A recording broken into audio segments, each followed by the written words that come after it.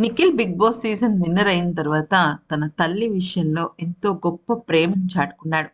అయితే big boss హౌస్‌లో ఉన్నప్పుడు అలాగే బయటకొచ్చిన తర్వాత తన ప్రపంచమే తన తల్లని, తన తల్లి లేనిదే తనకసలు ప్రపంచమే లేదని చెప్పాడు.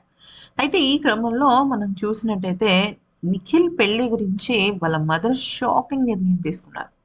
అయితే ఒక 2 2 సంవత్సరాల లోపే అంటే నిఖిల్ ఎప్పుడు ఓకే అంటే అప్పుడు 2 సంవత్సరాల లోపే నిజం చెప్పాలంటే 1 ½ ఇయర్‌లోనే నిఖిల్ పెళ్ళిని మేము ఖాయం చేస్తామని, త్వరలోనే మీరు నిఖిల్‌కి సంబంధించిన మ్యారేజ్ న్యూస్ వింటారని చెప్పడంతో, ఒక్కసారి పక్కనున్న నిఖిలే షాక్ అయ్యాడు. ఎందుకనంటే, నిఖిల్ ఇంకా కావ్యని ఇష్టపడుతున్నాడు. కావ్యకి సంబంధించిన ఏ విషయాన్ని తను వదులుకోలేదు, మర్చిపోలేదు, అసలు విడవలేదు. కానీ మరొక పక్కన కావ్య మాత్రం నిఖిల్‌తో కలవడానికి ఇష్టం చూపించటం లేదు.